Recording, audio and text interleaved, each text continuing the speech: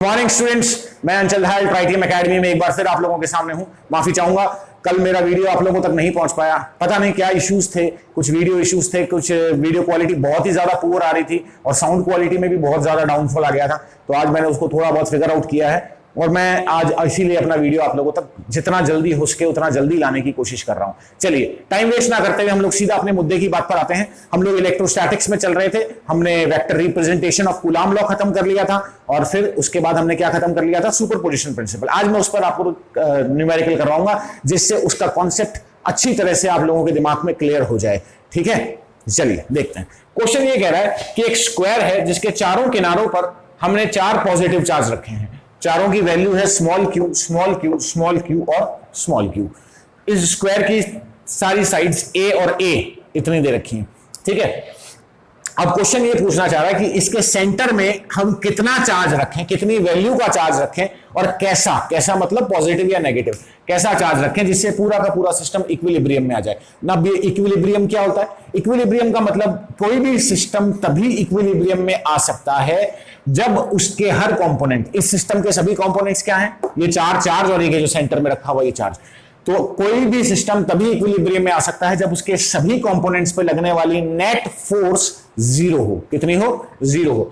तो इन सब पे लगने वाली नेट फोर्स अगर जीरो होगी तो ये सिस्टम इक्विलिब्रियम में होगा। बात करते हैं जब ये चार्ज नहीं रखा था, जिसे क्वेश्चन रखने के लिए कह रहा है, तो क्या ये सिस्टम इक्विलिब्रियम में है? बिल्कुल भी नहीं। क्यों नहीं? देखिए, मैं इसी चार्ज की बात करता हूं, यहां वाले चार्ज की, ज्यादा दूर नहीं जाते, बाकी सब चार्जेस पे भी वही सेम होगा जो इस चार्ज के साथ हो रहा है। तो बेटा ये वाला चार्ज इस चार्ज को क्या कर रहा है? ये वाला चार्ज इस चार्ज को रिपेल कर रहा है।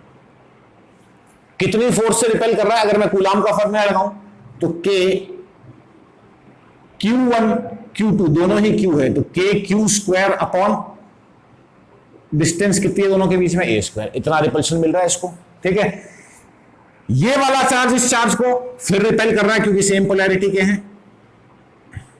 कितनी मिल रही है? K q square upon a square, है ना।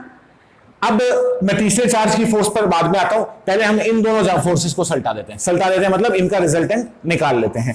तो बेटा मैं आप लोगों को वेक्टर का एक सिंपल कॉन्सेप्ट बता दूं कि वेक्टर्स में एक सिंपल कॉन्सेप्ट ये होता है कि अगर हमारे पास 2 वेक्टर्स हैं जिनकी वैल्यू बिल्कुल सेम है, एक सेकेंड, थोड़ी सी वायर की प्रॉब्लम है। हाँ, अगर हमारे पास 2 वेक्टर्स हैं जिनकी वैल्यू बिल्कुल सेम है, जैसे मैं 2 वेक्टर्स ले रहा हूं ए और वेक्टर बी, इन दोनों वेक्टर्स की वैल्यू यदि सेम है तो जो इनका रिजल्टेंट वेक्टर आएगा, इनको ऐड करने पर जो वेक्टर आएगा वो ठीक इनके बीच में आएगा। मतलब अगर इन दोनों के बीच का एंगल थीटा है तो रिजल्टेंट वेक्टर θ/2 और θ/2 एंगल बनाएगा दोनों से, दोनों के बिल्कुल सेंटर में आएगा। ठीक है, ये वेक्टर्स का एक इंपॉर्टेंट रिजल्ट है। तो बेटा ये दोनों वैल्यूज देखो ध्यान से, ये दोनों फोर्सेस की वैल्यू क्या सेम नहीं है? बिल्कुल सेम है। तो इन दोनों का जो रिजल्टेंट फोर्स है, इन दोनों का जो रिजल्टेंट फोर्स है वो बिल्कुल बीचों बीच आएगा इनके, मतलब यहां आएगा। और इसकी वैल्यू कितनी होगी? इनका जो ये रिजल्टेंट वेक्टर आ रहा है, ये रिजल्टेंट वेक्टर क्या कहेगा बेटा? इस रिजल्टेंट वेक्टर की बिल्कुल बीचों बीच आएगा। ये बात तो आपको समझ में आ गई। तो अब ये बिल्कुल बीचों बीच आएगा, लेकिन इसकी वैल्यू कितनी होगी यहां पे देखते हैं। मेरे पास एक वेक्टर है ए, दूसरा वेक्टर है अगेन ए, दोनों वेक्टर्स की वैल्यू सेम है, ये भी ए है और ये भी ए है, तो इनका रिजल्टेंट वेक्टर कितना आएगा? दोनों के बीच का एंगल 90 डिग्री है जैसा कि हमारे क्वेश्चन में है। तो ए स्क्वायर प्लस ए स्क्वायर प्लस 2a1 ए इंटू ए स्क्वायर आ गया, cos 90। cos 90 कितना होता है? 0। तो ये 0 होता है तो ये आगे वाली टर्म तो हट गई, बच गया ए स्क्वायर प्लस ए स्क्वायर का अंडर रूट, तो क्या आ गया? √2a। तो यहां पे इन दोनों फोर्सेस को, मतलब इसको भी ए मान लो, इसको भी ए मान लो, तो इनका √2a आना चाहिए। तो √2, इसको अलग कलर से लिख देता हूं रिजल्टेंट को ताकि आप लोगों को कंफ्यूजन ना हो। √2 और a जो हम लोग मान रहे हैं इसकी वैल्यू कितनी है? K q square upon small ए का स्क्वायर। ये आ गया, ये जो रेड वाला है ये इन दोनों का रिजल्टेंट वेक्टर है। अब अगर अपन ने रिजल्टेंट ले लिया तो इन दोनों वेक्टर्स को रखने की जरूरत नहीं है क्योंकि इनका रिजल्टेंट आ गया, दोनों वहां पे मिलके हमें वैल्यू दे देते हैं। ठीक है, कोई डाउट यहां तक? तो ये इस चार्ज और इस चार्ज के कारण इस पे नेट फोर्स कितनी लग रही है? इतनी लग रही है। क्लियर है? अब अपन देखते हैं इसके बाद की बात, ये तीसरा जो चार्ज बच गया ये इस पे कितनी फोर्स लगाएगा। तो बेटा उस तीसरे चार्ज की फोर्स निकालने से पहले आप एक छोटी सी बात देखेंगे कि इन दोनों चार्जेस के बीच की डिस्टेंस कितनी है। एक स्क्वायर का डायगोनल कितना होता है, √2 मल्टीप्लाइड बाय साइड, मतलब ये डिस्टेंस कितनी है, √2a। तो ये फोर्स कितनी होगी, पहली बात अट्रैक्टिव होगी या रिपल्सिव, दोनों पॉजिटिव है तो रिपल्सिव होगी। रिपल्सिव होगी तो किस तरफ होगी, इसी तरफ होगी। ठीक है, इसको मैं ब्लैक पेन से दिखा देता हूं, मैं रिजल्टेंट को फाइनल रेड से लिखाऊंगा। कितनी होगी बेटा ये फोर्स, के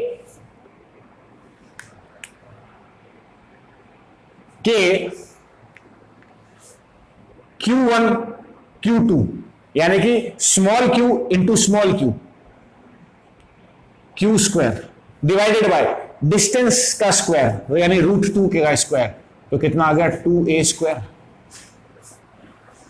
अब ये वाली फोर्स और ये वाली फोर्स दोनों एक ही लाइन में है। दो फोर्सेज अगर एक लाइन में है तो डायरेक्ट ऐड की जा सकती हैं, क्योंकि एंगल 0 हो गया तो cos 0 की वैल्यू 1 हो जाती है, तो a + b होल स्क्वायर का फार्मूला बन जाता है। तो मैं सीधी सी बात कह रहा हूं कि अगर दो फोर्सेज एक ही डायरेक्शन में है तो डायरेक्टली ऐड करी जा सकती हैं। तो इनको अगर मैं डायरेक्ट ऐड कर दूं तो k² / a², k² / तो कॉमन निकल जाएगा। मैं यहां पे ऐड करके दिखा देता हूं, k² / a² तो कॉमन निकल जाएगा, और ब्रैकेट में क्या बचेगा आपके पास, ब्रैकेट में बचेगा इसमें तो √2 और इसमें बचेगा 1/2।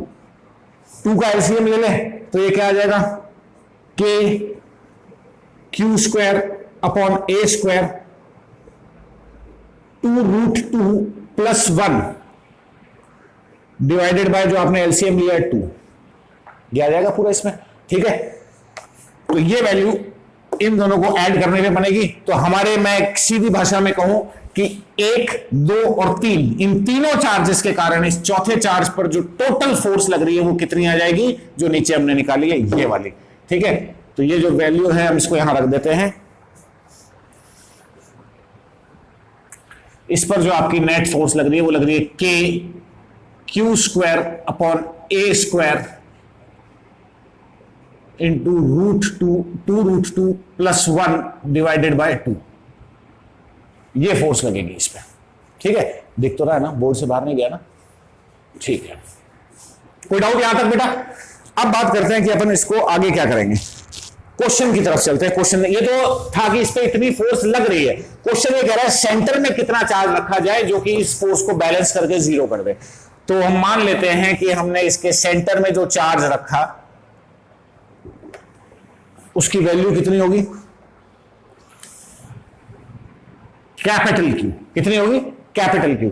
अब बात आती है कैपिटल Q का नेचर कैसा होगा, मतलब ये पॉजिटिव होगा या नेगेटिव। तो बेटा आप ध्यान से देखेंगे कि अगर ये पॉजिटिव होगा तो ये भी रिपेल करेगा, तो ये भी रिपेल करेगा, तो इस डायरेक्शन में एक फोर्स और बन जाएगी। एक फोर्स तो पहले से थी, एक फोर्स उसी डायरेक्शन में और आ गई, तो दोनों ऐड हो जाएंगे, तो नेट फोर्स तो 0 होने का सवाल ही नहीं पैदा होता अगर दोनों ऐड हो जाएंगे। तो हमें तो ऐसी फोर्स चाहिए जो इसको बैलेंस कर दे। बैलेंस कर दे मतलब इससे माइनस होकर इसको 0 कर दे। माइनस तब होगी जब फोर्स इस डायरेक्शन में होगी। तो इस डायरेक्शन में होने के लिए हमें अट्रैक्शन चाहिए। अट्रैक्शन का मतलब ये चार्ज कैसा होना चाहिए, ये चार्ज नेगेटिव नेचर का होगा, यानी कि हम सेंटर में चार्ज कितना रखेंगे, माइनस का Q। कोई डाउट यहां तक। अब बात करते हैं कि ये माइनस का Q इस पे कितनी फोर्स लगाएगा।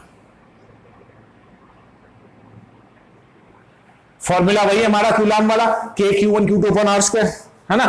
तो k/Q1 कितना है, स्मॉल q, Q2 कितना है, कैपिटल Q, अपॉन ये वाली डिस्टेंस कितनी है, यहां से लेके यहां तक।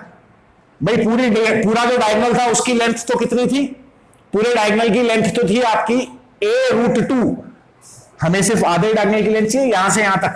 ठीक है, तो ये डिस्टेंस कितनी हो जाएगी, a/√2। तो a/√2 का स्क्वायर करेंगे तो यहां तो आ गया a का स्क्वायर, और अपॉन √2 का स्क्वायर मतलब 2 चला जाएगा ऊपर।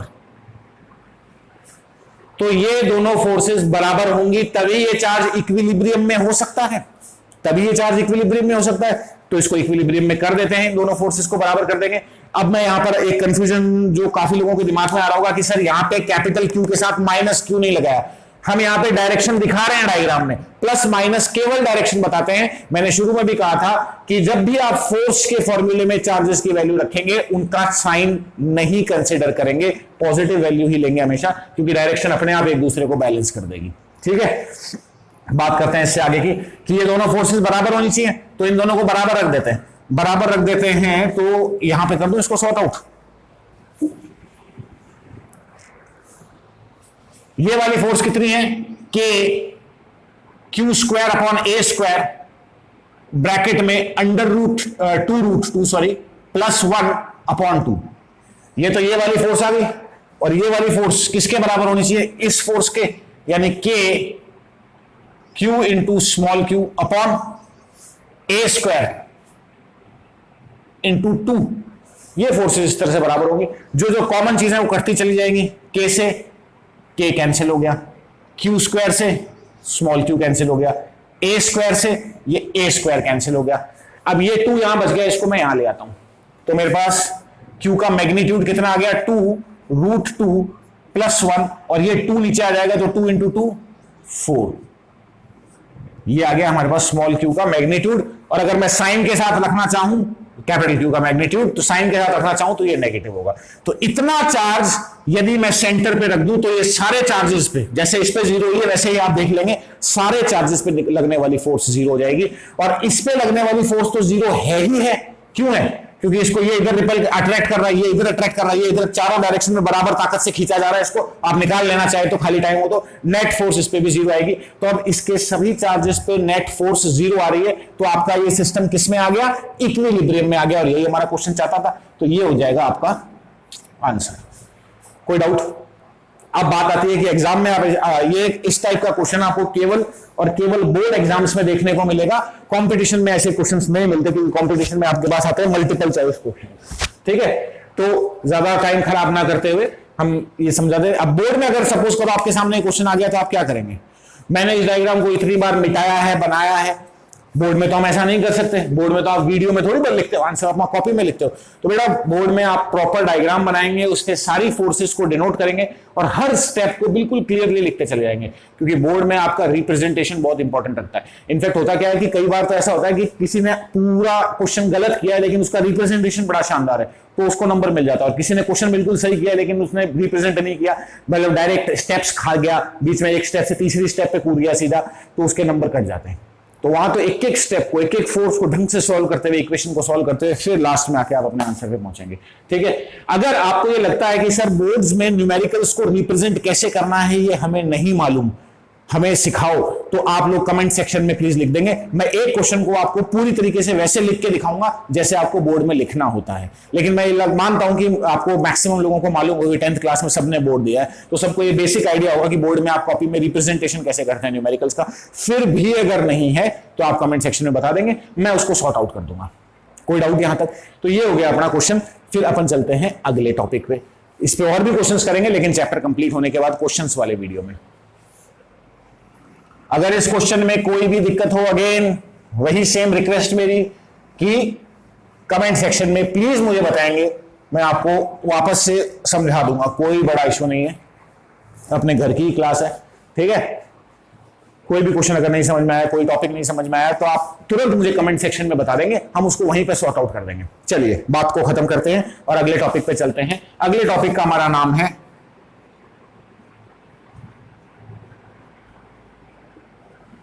Electric field. अब ये इलेक्ट्रिक फील्ड होती क्या है? इलेक्ट्रिक फील्ड मतलब जगह, एरिया, इलाका। ठीक है, इलाका कुत्तों का होता है, ये कुत्तों वाला इलाका नहीं है, ये इलेक्ट्रिक फील्ड है। ठीक है, फील्ड का मतलब इलाका।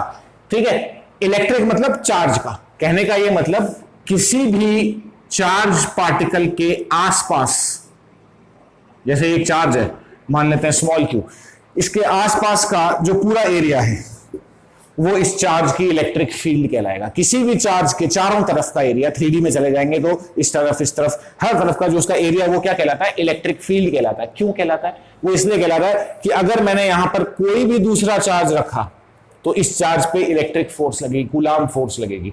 मतलब अगर मैं इलेक्ट्रिक फील्ड को डिफाइन करना चाहूं आपके इंग्लिश में, तो कैसे डिफाइन करेंगे उसको?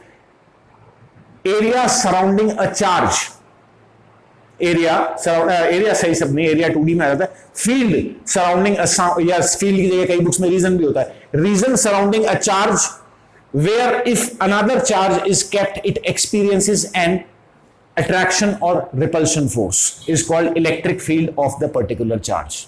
ठीक है, हालांकि एग्जाम में कोई भी किसी भी बोर्ड एग्जाम में ना तो आज तक आया है और ना ही कभी आएगा कि डिफाइन इलेक्ट्रिक फील्ड, इतना बकवास क्वेश्चन नहीं बनता है। ठीक है, सिर्फ आपके समझने के लिए इलेक्ट्रिक फील्ड का मैं डेफिनेशन बताना था। अब बात आती है कि इलेक्ट्रिक फील्ड इंटेंसिटी क्या होती है। इलेक्ट्रिक फील्ड इंटेंसिटी कोई नई चीज नहीं है। इलेक्ट्रिक फील्ड इंटेंसिटी को आप ये कह दो कि इलेक्ट्रिक फील्ड की ताकत है या इलेक्ट्रिक फील्ड की वैल्यू है। इलेक्ट्रिक फील्ड इंटेंसिटी क्या होती है देखेंगे। इलेक्ट्रिक फील्ड इंटेंसिटी में आप लिखेंगे या समझेंगे पहले, मान लीजिए चार्ज है स्मॉल क्यू, कितना है स्मॉल क्यू, इससे आर डिस्टेंस पे, भाई इसके आसपास इलेक्ट्रिक फील्ड तो है, तो इससे आर डिस्टेंस पे कोई पॉइंट है, इस पॉइंट पे इलेक्ट्रिक फील्ड की वैल्यू या इलेक्ट्रिक फील्ड की इंटेंसिटी या इलेक्ट्रिक फील्ड की स्ट्रेंथ कितनी होगी, उसको डिनोट किससे करेंगे, कैपिटल ई से।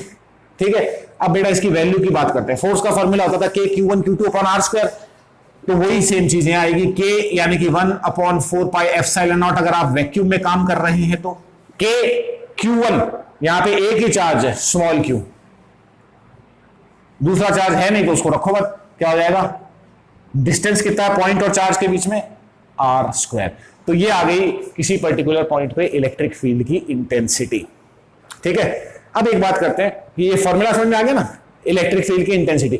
अब इसकी डेफिनेशन पे चलते हैं कि इलेक्ट्रिक फील्ड की डेफिनेशन तो मैंने आपको समझा दी, इलेक्ट्रिक फील्ड इंटेंसिटी की डेफिनेशन क्या होती है, नहीं पूछी जाती बोर्ड पे लेकिन हमें पता होनी चाहिए। इलेक्ट्रिक फील्ड की इंटेंसिटी में देखो यहां पे के क्यू अपॉन आर स्क्वायर आ रहा है। ठीक है, यानी एक सीधी सी भाषा में मैं आपको ये समझाऊं कि मैं इसको ऐसे भी लिख सकता हूं, 1 से मल्टीप्लाई कर दूं, क्या फर्क पड़ेगा, कुछ फर्क नहीं पड़ेगा। तो यानी कि हम ये मान सकते हैं कि यहां पे जो चार्ज रखा हुआ था, मतलब जो Q2 होता है कूलाम्स लॉ में, वो 1 कूलाम है, तो के Q1 और ये 1 कूलाम की जगह 1 आ गया, के Q1 Q2 upon r square, ये वही तो फोर्स है। तो इलेक्ट्रिक फील्ड इंटेंसिटी बेसिकली है क्या, electric field intensity may be defined as या can be defined as force experienced by एक कूलाम, 1 कूलाम को हम क्या बोलते हैं, unit, force experienced by a unit positive charge at a point is defined as electric field intensity at that point. किसी भी point पर किसी एक कूलाम, यूनिट कूलाम के चार्ज पर लगने वाली फोर्स उस पॉइंट की इलेक्ट्रिक फील्ड इंटेंसिटी कहलाती है। इलेक्ट्रिक फील्ड क्लियर है? ठीक है, अब अपन इसको आगे लेते हैं, ज्यादा टाइम नहीं इस पे खराब करेंगे क्योंकि इसमें से कोई क्वेश्चन बनता नहीं है, इलेक्ट्रिक फील्ड के डेरिवेशंस पे क्वेश्चन बनता है। ठीक है, चलिए इलेक्ट्रिक फील्ड इंटेंसिटी के बाद इंपॉर्टेंट चीज पे आ जाते हैं, वो है कि इस इलेक्ट्रिक फील्ड इंटेंसिटी की आपकी जो यूनिट और डायमेंशन है वो क्या होती है, उस पे आ जाते हैं। तो इलेक्ट्रिक फील्ड इंटेंसिटी की यूनिट पे चलते हैं। सबसे पहले unit of electric field intensity, unit फॉर्मूले से निकल जाएगी। अब आपको सर फॉर्मूले में तो काफी टाइम लग जाएगा, तो बेटा एक बात बताओ, फोर्स का फॉर्मूला क्या होता है, इलेक्ट्रोस्टैटिक या कूलाम्स फोर्स का फॉर्मूला क्या होता है, k Q1 Q2 upon r square, ऐसा फॉर्मूला होता है। और इलेक्ट्रिक फील्ड का फॉर्मूला क्या होता है, k Q upon r square. Force की यूनिट क्या होती है, न्यूटन। अब ध्यान से देखना, फोर्स के अंदर फोर्स की यूनिट में 2 चार्ज आ रहे हैं, Q1 और Q2, लेकिन यहां तो केवल एक ही चार्ज आ रहा है, केवल और केवल Q आ रहा है। ठीक है, यानी कि इसमें से एक चार्ज को गायब करना है, तो मैं ये कह दूं न्यूटन को कूलाम से डिवाइड कर दो तो वो इलेक्ट्रिक फील्ड की यूनिट बन जाएगी। तो Newton coulomb inverse is the unit of electric field. जब हम अगले चैप्टर में चलेंगे तो आप एक और चीज देखेंगे, एक और चीज होती है जिसको हम बोलते हैं इलेक्ट्रिक पोटेंशियल किसी चार्ज के कारण। वो क्या होता है मैं उसको डिटेल में अगले चैप्टर में लेके जाऊंगा, बस यहां पे एक फॉर्मूला देख लो, उसको V से डिनोट करते हैं। और इलेक्ट्रिक पोटेंशियल का फॉर्मूला होता है के Q अपॉन आर। क्या होता है, k Q upon r, r square नहीं आता उसके अंदर। और इलेक्ट्रिक फील्ड का फॉर्मूला क्या होता है, k Q upon r square. Electric potential की बेटा यूनिट होती है वोल्ट। क्या होती है, वोल्ट। अब वोल्ट है तो यहां पे केवल एक नीचे आर की तो कमी है, इलेक्ट्रिक फील्ड और इसके फॉर्मूले को ध्यान से देखें, नीचे एक आर की तो कमी है, आर स्क्वायर चाहिए था तो ये इलेक्ट्रिक फील्ड बन जाता। यानी अगर मैं वोल्ट को डिस्टेंस से डिवाइड कर दूं, मतलब मीटर से डिवाइड कर दूं, तो मुझे इलेक्ट्रिक फील्ड मिल जाएगी। तो आपके न्यूमेरिकल्स में या सबसे ज्यादा जो यूनिट इलेक्ट्रिक फील्ड की काम में ली जाती है वो होती है वोल्ट मीटर इनवर्स, जहां वोल्ट तो इलेक्ट्रिक पोटेंशियल की यूनिट है, जो मैं अगले चैप्टर में क्लियर करूंगा, और मीटर इनवर्स आपको समझ में आ गया होगा क्यों आया। तो ये 2 यूनिट्स इलेक्ट्रिक फील्ड की सबसे ज्यादा काम में ली जाती है, और जैसे जैसे आगे फॉर्मूले बनते चले जाएंगे हम इलेक्ट्रिक फील्ड के और भी वो देखेंगे यूनिट्स। ठीक है, यूनिट्स बहुत सारी हो सकती हैं, डायमेंशन एक ही होती है। तो डायमेंशन कितनी हो जाएगी बेटा इलेक्ट्रिक फील्ड की? डायमेंशन ऑफ इलेक्ट्रिक फील्ड क्या आ जाएगी आपके पास? डायमेंशन की बात करें तो न्यूटन यानी फोर्स क्या होता है? फोर्स के लिए मैंने आपको बात करा मास इंटू एक्सेलरेशन, फोर्स के लिए होता है एम एल टी माइनस 2, याद ही कर लो इसको। तो mass into acceleration kg metre पर सेकंड स्क्वायर। ठीक है, ये फोर्स की यूनिट। दो न्यूटन आ रहा है, न्यूटन की जगह तो ये आ गया। न्यूटन का नीचे डिवाइड में क्या है? कूलाम इनवर्स, कूलाम यानी चार्ज, चार्ज का डायमेंशन एटी, पावर कितनी है? -1 एटी की। तो यहां क्या आ जाएगा? a -1 t -1। ठीक है, इस पूरे को सॉर्ट आउट कर दें, इसको सिंप्लीफाई कर दें। m पूरी इक्वेशन में एक बार आ रहा है तो m, l पूरी इक्वेशन में एक बार आ रहा है l, t -2 आ रहा है और -1 आ रहा है तो t हो गया -3, और a एक बार आ रहा है -1। तो ये इलेक्ट्रिक फील्ड इंटेंसिटी की units and dimension. Electric field की डायमेंशन कई बार पूछी जाती है और हम कंफ्यूज होकर इसको फोर्स की डायमेंशन के बराबर रख देते हैं, जबकि ऐसा नहीं होता है। कोई डाउट यहां तक? कल हम इसको टॉपिक को और आगे बढ़ाएंगे और इसके अंदर कुछ और इंटरेस्टिंग चीजें देखेंगे।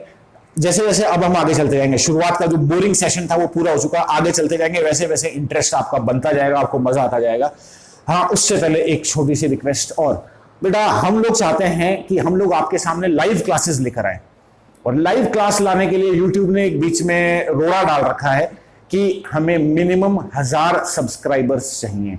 अगर 1000 सब्सक्राइबर्स नहीं होते हैं तो हम आप लोगों के सामने लाइव नहीं आ सकते। ठीक है, ये 1-2 फालतू की जो एप्स है, जूम वगैरह, इनसे हम लाइव आ सकते हैं, लेकिन मैं ये चाहता हूं कि हमारे सब्सक्राइबर्स के सामने हम लाइव आए। जूम वगैरह से तो मैं लिमिटेड बच्चों के सामने लाइव आ पाऊंगा, मुझे वो नहीं चाहिए। मैं और प्रदीप सर दोनों ही ये चाहते हैं कि आप लोगों के सामने लाइव आए, और लाइव आने के लिए हमें 1000 सब्सक्राइबर चाहिए। हम हमारी तरफ से पूरी कोशिश कर रहे हैं, पूरी मेहनत कर रहे हैं, कंटेंट आपके सामने बेस्ट से बेस्ट लाने की कोशिश कर रहे हैं, और बार बार कह रहे हैं कि इस कंटेंट में बेटा देखो कोई परफेक्ट नहीं होता, हो सकता है क्योंकि हम पहली बार ऑनलाइन आ रहे हैं तो हमारे इस एक्सप्लेनेशन टेक्निक में कोई कमी हो तो प्लीज वो कमी हमें बताइए, प्लीज कमेंट सेक्शन में आके।